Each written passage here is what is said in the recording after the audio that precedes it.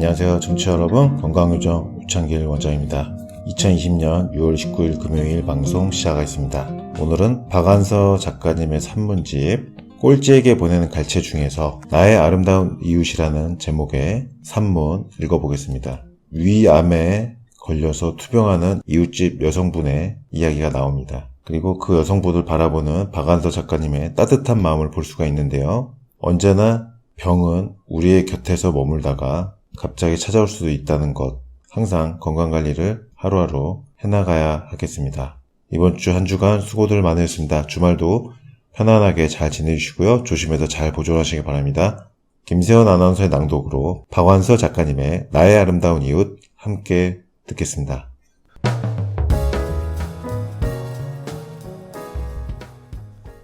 나의 아름다운 이웃. 내가 결혼해서 들어간 시댁은 25평짜리 한옥이었다. 나는 주변머리 없게도 그 집에서 자그마치 27년 동안을 눌러 살았다. 나도 그동안 쭉 시어머님을 모시고 살았지만 그 동네엔 유난히 노인들이 많이 사셨다. 집집마다 노인네가 안 계신 집이 없었다. 시할머니, 시어머니, 친정어머니까지 3분의 노인을 모시고 사는 집도 있었다. 그분들이 다 우리 시어머님의 친구 되시는 분들이었다. 시어머님은 내가 새 며느리 적부터 나를 아가라고 부르시던 걸 내 딸이 시집가서 첫애를 낳을 때까지도 여전히 아가였다. 동네 노인들은 나를 새댁이라고 불렀다. 27년 동안 그 사이 외손자까지 생겨 할머니라고 부르건 말건 나는 아가요, 새댁이었다. 내가 만년 아가, 만년 새댁인 게 얼마나 희귀한 축복이었던가를 안 건 지금 있는 아파트로 이사를 오고 나서였다. 실상 나는 벌써부터 아파트로 이사를 하고 싶었다. 구닥다리 한옥에 구식부엌과 마당에 있는 수도과 빨래터는 넌더리가 났다. 나도 문화 생활이라는 걸 하고 싶었다. 그러나 시어머님께 아파트라면 질색이셨다. 그분의 반대엔 이유가 없었다. 나 죽거든 가렴. 이 한마디로 담벼락처럼 버티시는데 당해낼 재간이 없었다. 27년 동안 나에게 고된 시집살이를 시킨 것은 시어머님뿐 아니라 그 한옥의 불편함도 함께였다. 시어머님이 노환으로 별세하시고 탈상을 하자 곧 나는 남편과 아이들을 설득해서 아파트로 이사갈 준비를 했다. 한옥을 싼값으로 팔고 터무니없이 비싼 아파트를 사놓고 도배도 하고 수리도 할 겸 드나들 때였다. 동경하던 아파트였지만 막상 이사를 하려고 살펴보니 쉬 정이 들까 싶지가 않았다. 이웃의 대부분이 20대나 30대 초반의 젊은 주부들이었는데 모두 거만하고 쌀쌀해 보였다. 집 수리하러 드나드는 이웃을 보고도 아는 체도 안 하고 싹싹 지나다녔다.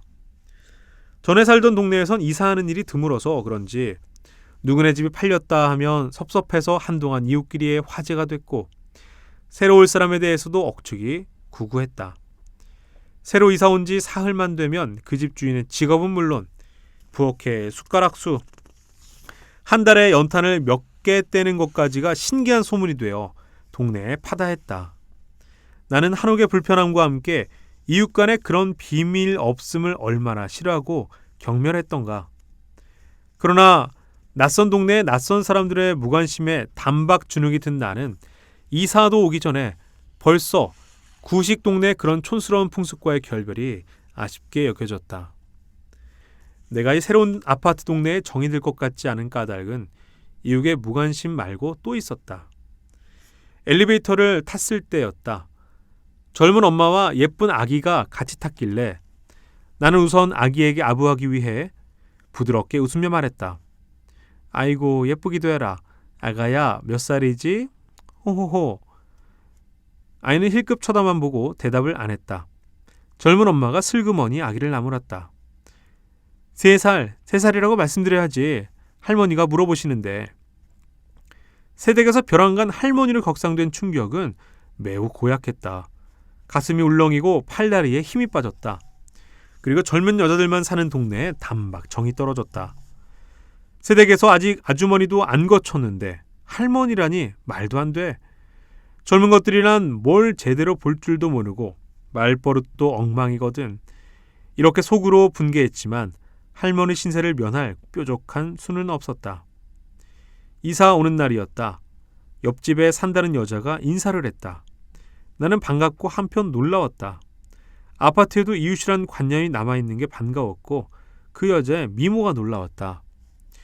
중학교 다니는 자녀가 있는 그 여자의 미모는 싱싱하다 할 수는 없었지만 남유달리 착하고 밝은 표정 때문에 눈부시게 느껴졌다. 나는 그런 여자가 내 이웃이라는 게 예기치 않은 행운처럼 즐거웠다. 처음 해보는 아파트 생활이라 공연히 불안하다가도 벽 하나 사이로 그 여자가 이웃해 있다고 생각하면 슬며시 마음이 놓였다. 가끔 그 여자의 어린 딸이 치는 서투른 피아노 소리가 들리는 것도 즐거웠고 큰 아이들이 큰 목소리로 씩씩하게 싸우는 소리가 들리는 것도 싫지 않았다. 요컨대 절대적인 단절을 보장해 주리라고 알았던 두꺼운 콘크리트 벽이 인기척을 전해주는 게 반가웠던 것이었다. 나는 그 여자와 특별히 친하게 지내지는 않았지만 이웃을 잘 만났다고 생각했고 그 집 아이들을 보면 남다른 정을 느꼈다. 언젠가는 길에서 그 여자를 만났는데 몸이 안 좋아 병원에 갔다 오는 길이라고 했다. 그러고 보니 많이 수척해진 것 같았지만 얼굴엔 여전히 그 착하고 밝은 미소가 가득했다. 그 후 달포쯤 지나서 반성의 날이었다. 그 여자가 위암으로 수술을 받았다는 소식을 들었다. 그 몸과 마음씨가 함께 고와 보이는 이가 암이라니. 지금까지 살아오면서 무쇠처럼 튼튼한 이가 몹쓸 병마에 붙들리는 것도 적잖이 보았고 어제 헤어진 이의 부음을 오늘 아침에 듣는 일조차 겪어봤지만 이렇게까지 마음 아파 보긴 흔한 일이 아니었다. 아무리 인정사정 없는 게 병이라지만 그 착하고 밝은 미소를 앗아가려는 건 참을 수가 없었다. 나는 그날 밤 잠을 잘못 이루었다. 제발 그 아름답고 착한 이가 오래 살게 해주소서. 그날 밤도 그 후에도 나는 그 여자 일이 걱정될 때마다 이렇게 간절하게 빌었다. 그 여자가 퇴원했다는 소식을 듣고도 바로 문병을 가지 못했다. 용기가 없었다. 아무리 심성이 밝고 고운 이지만 암과 싸우기 위해선 독하고 험한 얼굴을 하고 있을 것 같았고 그렇게 변한 그 여자를 보는 게 겁이 났다. 차라리 안 보고 아름다운 이로서 길이 기억하고 싶었다. 그러다가 같이 문병 가자는 딴 이웃들의 권고를 받고 비로소 그 여자를 보러 갔다. 그 여자의 병상은 내가 멋대로 상상하고 겁을 낸 것처럼 그렇게 참담한 게 아니었다. 건강할 때보다 많이 수척해 있었지만 건강할 때보다 한층 착하고 밝은 표정이었다. 건강할 때 그 여자의 밝음이 눈부신 거였다면 병상의 밝음은 고개가 숙여지는 거였다. 그렇다고 그 여자가 자신의 병명을 모르고 있는 게 아니었다. 그 여자는 화사하게 웃으면서 말했다. 요샌 우리 큰애가 대학교 갈 때까지만 살게 해주십사고 열심히 기도하는데 너무 과하게 욕심부리는 건 아닌지 모르겠네요. 그 집 큰애는 고등학교 1학년이라고 했다. 그런데 과욕이라니.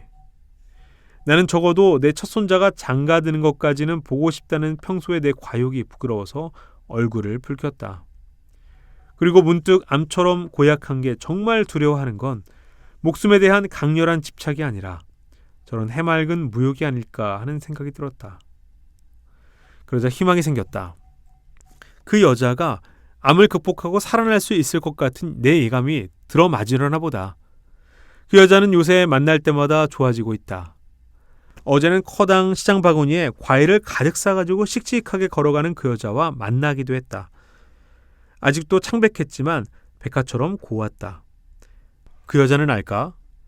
내가 마음으로부터 그 여자의 건강을 빌면서 손자가 결혼하는 걸 볼 때까지 살고 싶은 내 과욕을 줄여서라도 그 여자의 목숨에 보태고 싶어하는 마음을.